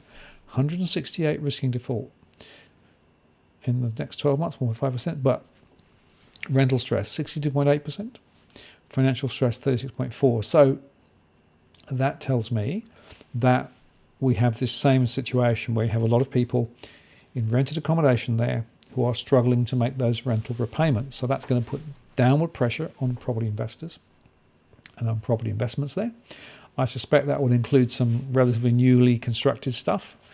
And that's another reason why I believe that property investments may not look too good ahead.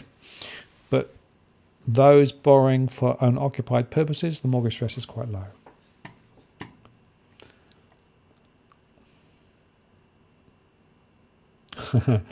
Rod says, can I do an analysis on suburbs that surround the major airports? Well, I could if you give me some postcodes. I'd have to reverse engineer it. I can't do that sort of live. But if that's something that you're interested in, send me an email via the DFA blog and I'll see whether I can build something for you.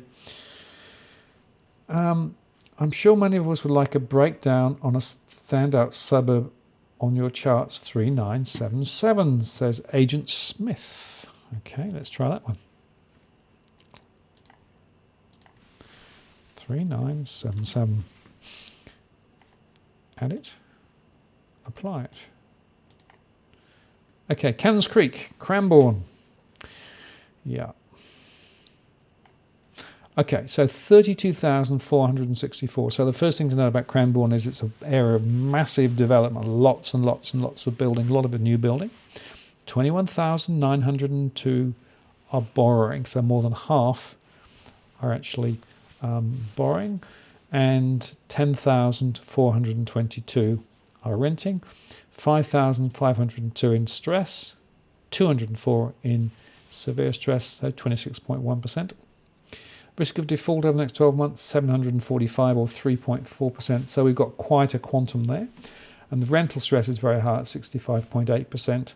And so overall financial stress is 38.7%. So this was a postcode that I would suggest is going to definitely struggle for the next 12 to 18 months. Prices, I think, will slide because on both sides of the equation, both investment properties and owner-occupied properties have some difficulty. But actually at the moment, interestingly, mortgage stress is at 26.1. So that's a bit lower. But because it's a big number, it still could have quite an impact on the situation. And there's always a big debate. Do I show it as a percentage or do I show it as a total number? Cranbourne is there because of the big developments that have been there, and therefore the high number of postcodes. High number of households in the postcode. There you go. YouTube Junkie says 4112. Edit the filter. Clear this list. 4112 and apply. Okay. This is Kirby in Queensland. 4112. Urban Fringe. No? Yes, Urban Fringe, suburban mainstream. 2572 households. 1,313 borrowing.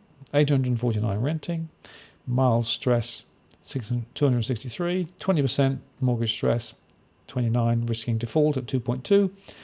Rental stress 75%, so that's a bit high, and overall financial stress 35. So the observation there is that of those renting, quite a few of them are having difficulties. That could actually put downward pressure on the rental sector there, and could impact those who are investing. On the owner-occupied side, looks relatively clean relative to some of the others. Okay, Angie asked about 3995. 3995.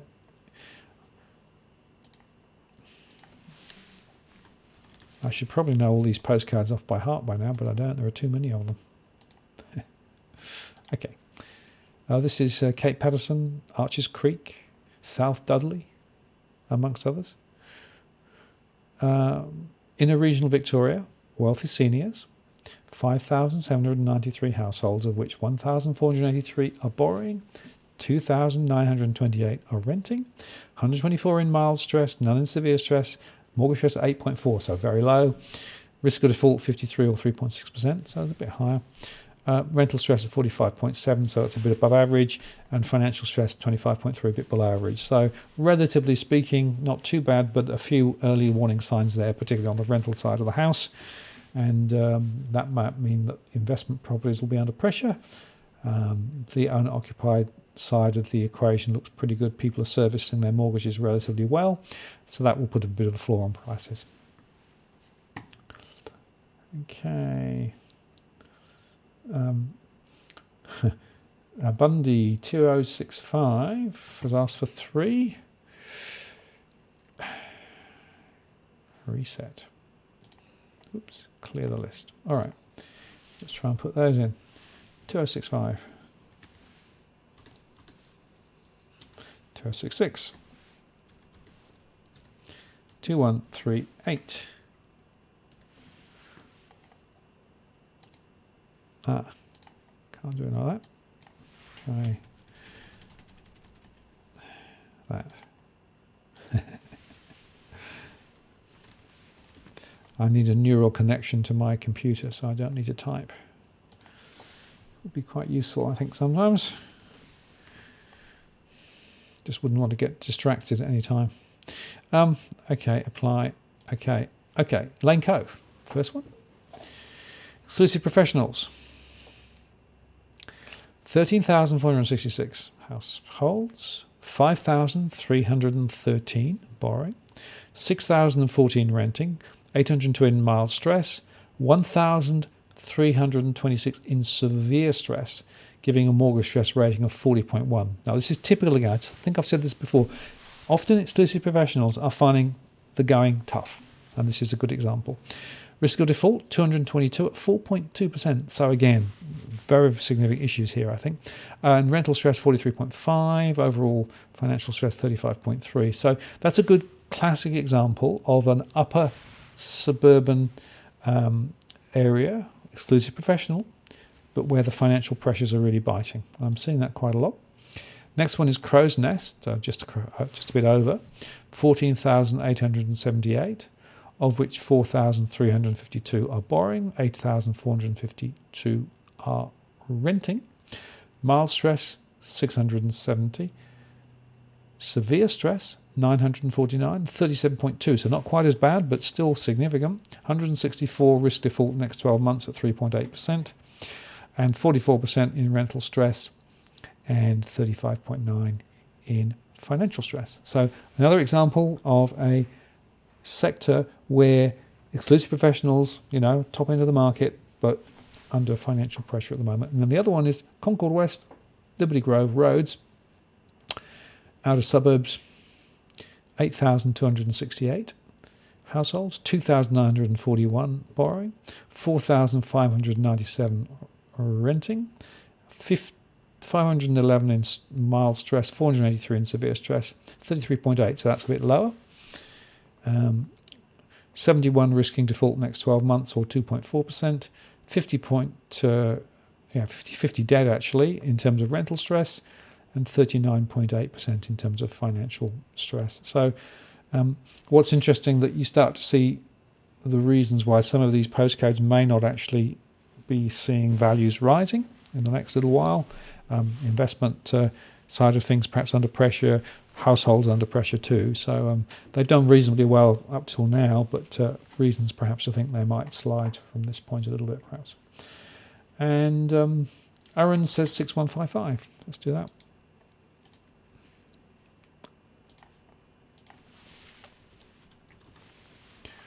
Okay, apply. It's Canning Vale in the outer suburbs of Western Australia. 17,134 households, of which 10,018 are borrowing, 4,453 are renting, mild stress 4,165 at 41.6%, so that's very high relative to the average. 403 risking default at 4%, so again that's high. Rental stress is lower at 30.3 and 30.2. And again, this is, I think, another example of a relatively modern area, a lot of building, probably close in together, a lot with mortgages, and now a lot under financial pressure. Of course, a lot of people, if you look at some of these areas, ended up with mortgages that were very large because their incomes were above average at the time, but then incomes got compressed, so that's another reason. So I'd be a bit worried. I would expect prices to fall further in Canning Vale ahead. All right, let's have a look. See what else we've got. Whoa, 2305 says Surin. Try that one. 2305. Okay. Oh, come on. 2305 plus. That's better. Apply. Okay. That's New Lambton in rural New South Wales. Includes Lambton Heights. 5,358 households. 2,280 borrowing. 1,923 renting. 1,484 in stress. Mild stress. 65%. So that's a very stressed area. Disadvantage fringe again. We've seen that sort of profile before. 54 risking default next 12 months at 2.4%. Rental stress at 21.4, 35.4%. So you can see again the whole issue of mortgage stress and how it actually is impacting some of these areas, I'm afraid. And Aaron has come back and said 6149 as well, please. Sure thing. 6149. Okay. Apply. Okay. This is Bull Creek and Leeming. 7,121. Western Australia, mature staple suburbs.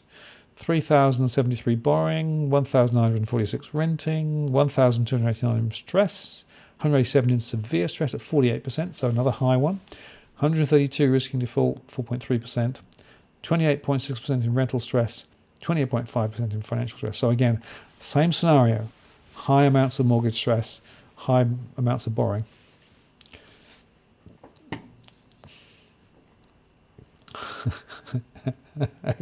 Agent Smith has asked, a dog is a dog is a dog. Can you define what it is you look out for? When is a bargain really a dog? Yeah. So,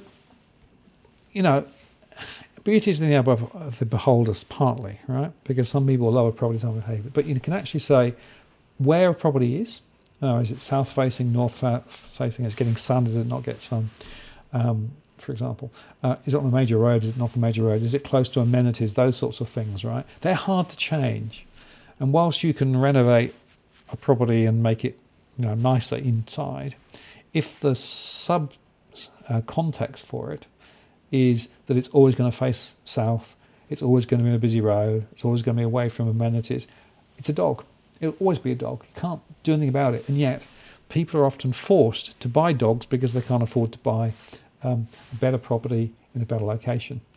And some people say it's better to buy the worst property in the best street rather than the other way around. And maybe that's true, but it depends a little bit on where you're looking, what you're doing. So Veronica said in her post with me, be careful because quite often a dog is a dog is a dog. It will stay a dog. Whatever you do to it, it'll still be a dog. It will still not perform as well as another property in a better location with better amenities. So very important to be really cautious and careful about what you choose to buy. So that's what she's on. I think she's right. Okay, let's see. Okay, 3031. Sure. I'm trying to do them as quickly as I can now because I'm running 9:39. I've run over time.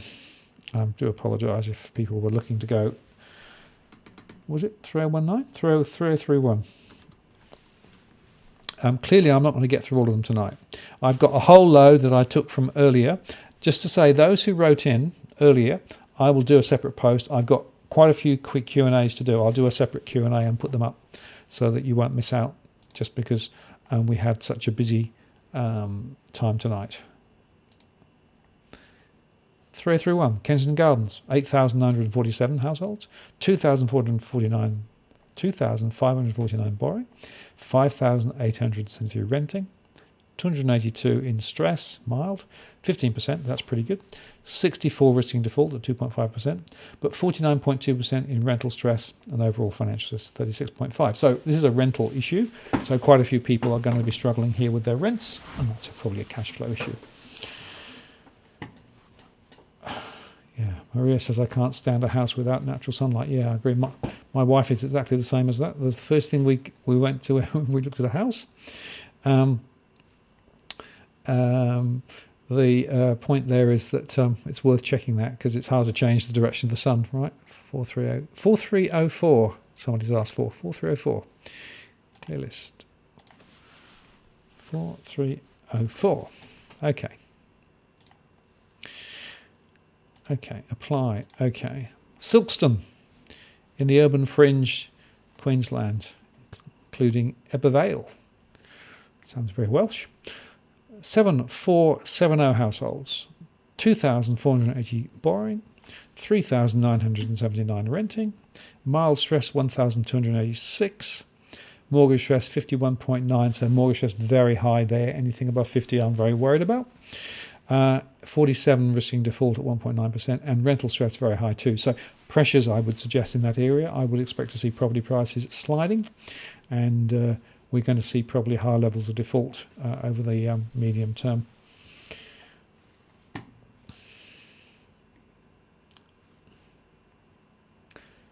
There you go. So if you're going to be buying, be cautious. Make sure that you're not overpaying, because I think prices will probably be sliding rather than rising from this point forward. Parliament House is a kennel. Very good. Okay, 4551 from One Burjo. Hang on, let's do that one. 4551. Apply. Okay. Little Mountain, Caloundra, around there. 26,665 households, 8,496 borrowing, 12,241 renting, so a lot of renting going on there. 2,655 mild stress, none in severe stress, 31.3% mortgage stress, so a bit below the average, but still quite high. Defaults at 225 over the next 12 months at 2.6%. Rental stress at 35.5%. And overall financial stress 26.3%. So lower than some, but the rental stress, around average. Mortgage stress a little bit below average is how I'd read that. So that would suggest to me that prices probably won't be taking a deep dive, but they might not be going very far the other way either. Okay, 451, done that one. Police the dogs or police dog? Yeah, very good. Okay, Blacktown says sunny, I think it is. 2148.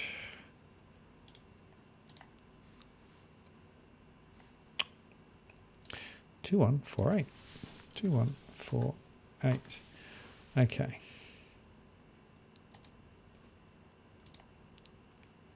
(2148) is Blacktown, including Prospect, Marion, 22,056, of which 9,054 borrowing, 10,092 are renting, 3,700 3,571 are in mild stress, nothing in severe stress, 39.4, so a bit above average, 147 risking default next 12 months at 1.6%, but 76%, 76.5% in fact are in rental stress, and therefore overall financial stress above 50%. This is a postcode that's definitely in difficulty, and I would suggest that the rental sector is leading it down. Property investors are going to have a torrid time there, and as a result of that, that's going to put more pressure on the overall market, so I expect prices to fall.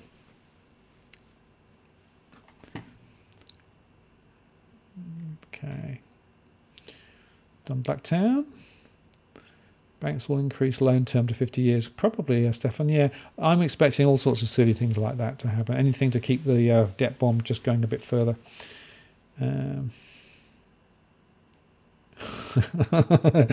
George said, great show tonight.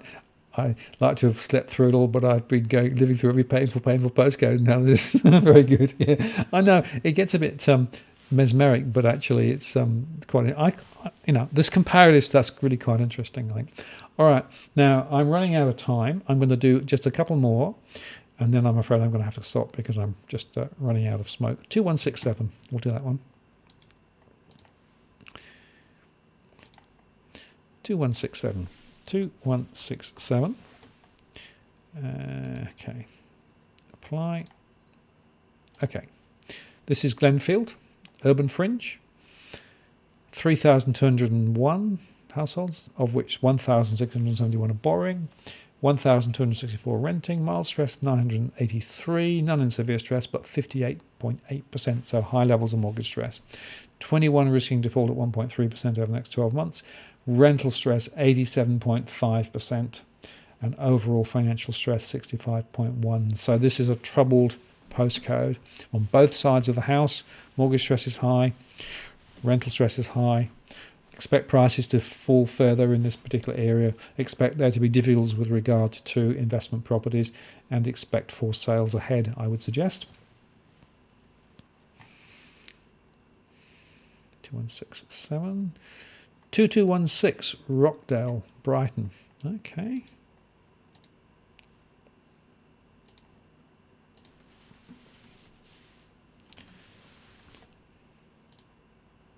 Whoops. Done that. Yep, banks here. Brighton, Les Sands, Rockdale. Flagged as a young affluent. I know that there's other groups in and around that area there. 11,397, of which 3,490 are borrowing, 6,051 are renting, so a lot of renting going on. 6,603 in stress, 17.2. That's relatively low. 69 risking default in the next 12 months, 2%, but 64.6% renting is stress. And overall financial stress, 39.6. So the renting side of the equation, so property investment in that area is looking probably a bit sick at the minute. Many people will be struggling. There's been quite a lot of new building, of course, as well. I think that's part of the story. Property investment, weak. Therefore, overall property price is probably down in that area. Okay. Thank you. Somebody just said we can't see your model. That's because I did that. My apologies. Anyway, I've given you all the answers, but thank you. Can you do P&P again? Yes, I can. Thank you, Mazim. Good spot. I am getting tired, I think, is the truth. This is probably why I'm starting to make mistakes. So I'm just going to do a last couple and then I'm going to stop. 3082. Add.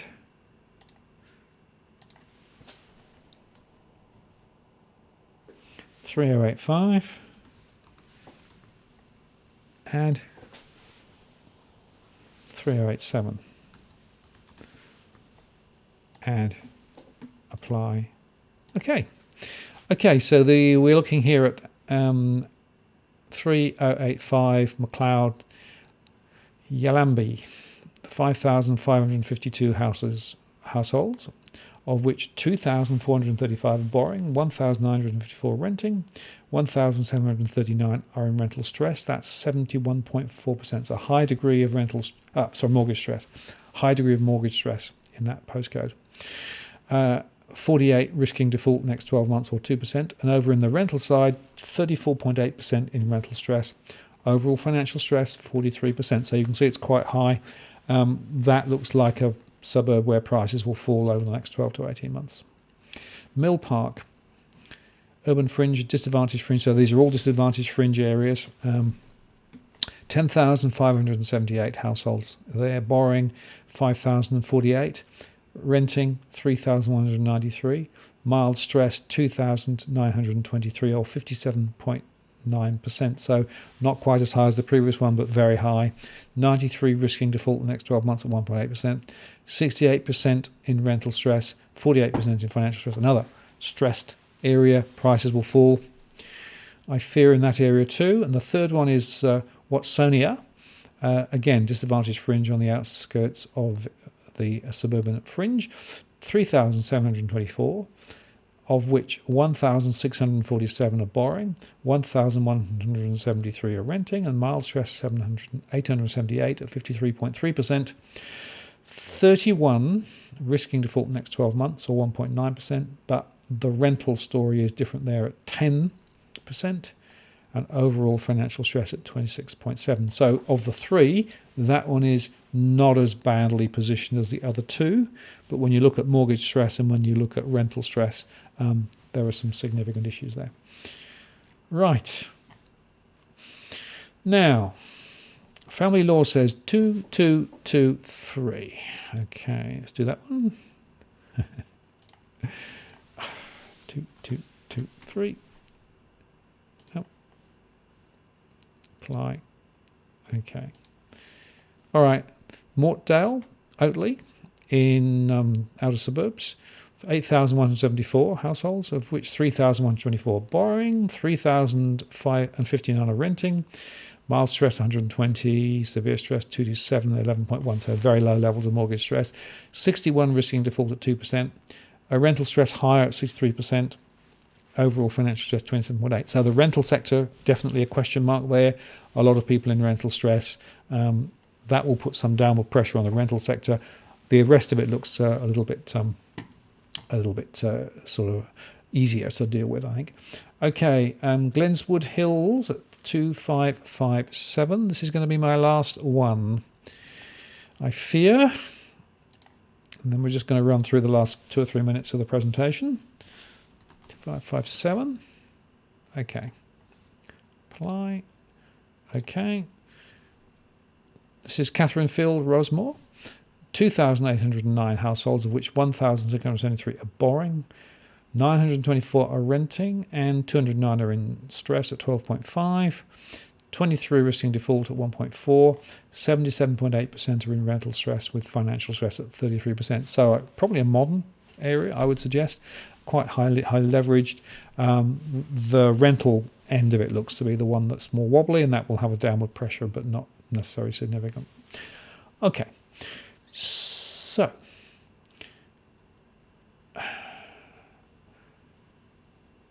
okay, now let's then just go back to the final few slides, and then I'll tell you what you can do if you want to get some information a different way, because clearly there's a lot of interest in this. Okay, so on the DFA blog, I'll put up all the information about the mortgage stress and the tables and things. That'll go up in the next few days, and all the maps. So if you want to sign up for the DFA blog, go over there. You can get all of my posts. You can support our work. So one way is via Patreon. You have different tiers, and you can get access. In fact, one of the tiers gives you full access to all of the mortgage stress reports every month. So you might want to look at that if you want to get hold of all the sets of information, or you can go into it. We don't make any money from this. This is all about just covering the costs. So Patreon's quite a good way of supporting. If you want to make a one-off donation, you can do via PayPal. That also helps just to keep the running costs running, or even Bitcoin. We can do that. There's also DFA merch as well, using this particular design, which is the one I came up with, which is the Today logo. A few people have got that. You can go to Teesprings, there's there, or you can go off directly from the website on the YouTube, and you'll see the merch shop there as well. Top hits, just to say, Let Them Eat Bricks was one I did the other day on the incentive schemes. Very popular post. There was a post that I did with Tarek Brooker on the eye of the storm when heading over the cliff. Very popular post, that one too.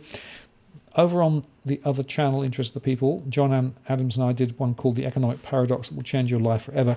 We set a test there.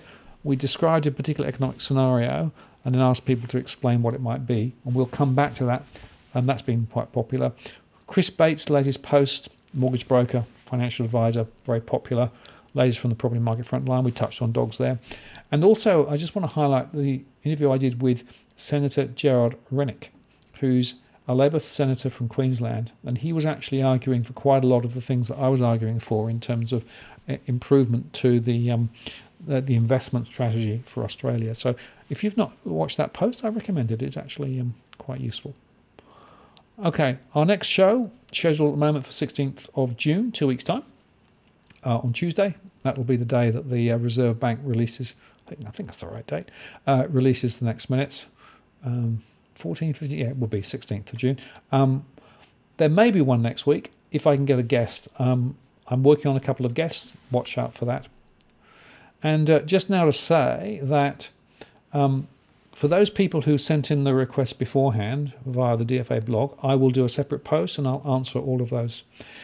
Those who didn't get an answer tonight on the DFA blog, if you would like to send me a request via the DFA blog directly, I will try and answer your question with regard to the mortgage stress over the next few days. We might also see whether we can find a way of making the tool more accessible online for people who should be interested in the access to it. So my question, I guess, is: was this useful? Would you like to go through a similar exercise again and spend more time looking at mortgage stress, or do you think we've done it to death now? I have tried to give you as much information as I can. I should also say that for those people in mortgage stress, and I will say this, it's very important that if you are in financial mortgage stress, take action early. Don't just automatically assume that you're going to shake it out, particularly now. Don't assume that just by refinancing it will solve the problem. Drop a cash flow, figure out what the money is coming in, what the money is going out. Only half the households I survey have any sense of it, so most people don't have a cash flow. Then start prioritising. First point. Second point, if you are in financial difficulty, talk to your lender, particularly now. They are helping, they are willing to help, and it's very important to engage with them early rather than just hoping things will go away. And thirdly, don't assume that just by restructuring the loan or consolidating debts, it automatically will solve the problem. Unless you change your behaviour, unfortunately, mortgage stress and financial stress more generally can live with you for quite a long time. Remember what I said about Mandra? It can take 2 or 3 years for this to work through to essentially create significant pressures. So, be cautious, be careful. Don't overcommit. It's my final message. I see so many people commit on the assumption that their incomes will grow, and then it doesn't grow, and then they get into difficulty. Okay, so I hope you found that useful. I had fun, believe it or not. Thank you very much for spending the time on the channel today. We got peak concurrent of only a mere 516 tonight. No, actually wrong. 955. 955 was the peak. Not quite 1,000, but not far off. So great. Thank you for that. Appreciate your time. We will be back definitely in 2 weeks' time, when we will actually provide you with an update on our scenarios again, and also the discussion from the Reserve Bank. There may well be a live stream, a special next week, if I can find a live guest who is interested in coming on and having a chat. But I want to say thank you very much for spending time with me tonight. Cookie says you should do it every 6 to 8 weeks. Yeah, well, the data is moving quite quickly. Master Singleton says, I love the format. Thank you for all your information and insight. That's great. George says, I don't know what it said. Make sure to leave a like on your way out, says Plexus. Absolutely. Please like, share. This will be going up as a replayable stream, including all the questions. What I will do is I will just go through and look at the early part of the chat, because I unfortunately missed some of the postcodes early on, and I'll try and incorporate some of those into the Q&A show that I record offline and then put it up so that people don't feel left out. And, I say again, if you missed out this time, feel free to send me an email at the DFA blog with a particular postcode, or, check back next time. I will have the stress data available every time now on the live stream, so we can always do a bit there.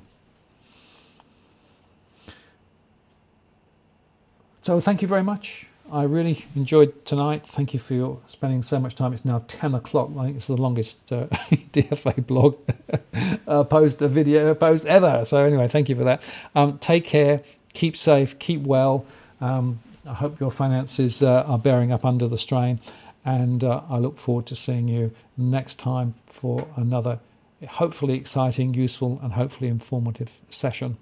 This is Martin North from Digital Finance Analytics signing off and just saying thank you to Plexus for moderating. Thank you for Cookie Boy for all his help. And thanks to everybody who's been on tonight.